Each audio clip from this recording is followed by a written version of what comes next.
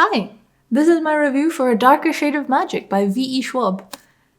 Now, if any of you have been on BookTube for a little minute, then you'll know that this book is like BookTube royalty. And I didn't really like it that much. To be honest, I found the first 2/3 really boring. And once I put it down, there wasn't very much that was compelling me to pick it back up. So for anyone who's not initiated into the BookTube royalty, this book is about 4 different Londons, and we follow one of the 2 people who's actually able to travel between the Londons. And we're told that there's a whole lot of magic, there's a magical war,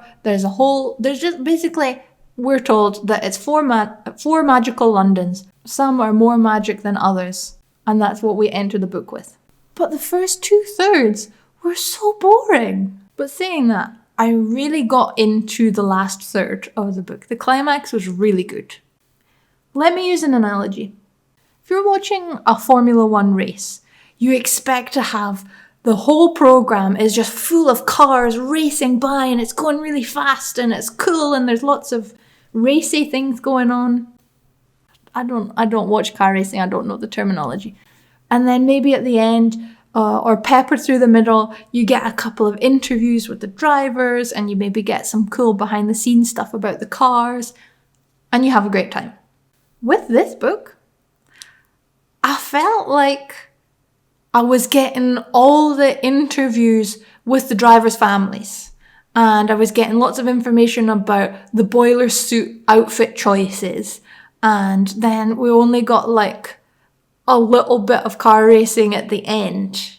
Because the reason I picked this book up was for the concept. It was for the 4 different Londons. It was for the magic. It was for the magical wars. It was for all this stuff. There are 2 protagonists. One is magical and one is not magical. And Kel, the magical protagonist, he only does a little bit of traveling.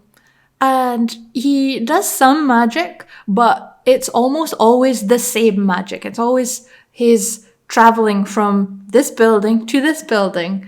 And then he does a bit of fighting at the end. And that's kind of it. And I wanted to learn more. I wanted to learn with him as a character all about the blood magic, the Antari magic, and why it was dangerous, and what happened to Black London, why did it get closed down. I wanted to learn about the magic. But the way that Schwab wrote it, it felt like it was just a tool to explore the relationship between the 2 characters of Kel and Leela.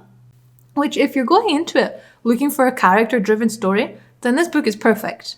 But I went into this book after I read the blurb expecting magic, and I didn't get very much. But by the end, I was enjoying the dynamic between the 2 protagonists well enough that I really enjoyed the climax. It worried me a whole heck of a lot because there was a lot going on, and I did care if they might have died.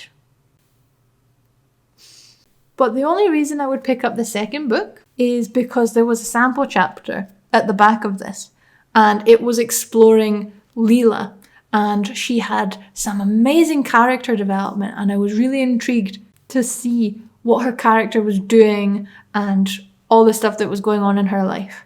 But that's the only reason why I would pick the second book up, or if somebody gave it to me for free. Don't say that. No, that's mean. But as I said, I thought this climax worked really well.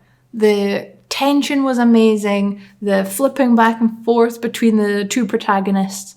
And so my next video is exploring just exactly why this climax was so good. But until then, I will see you in the comments.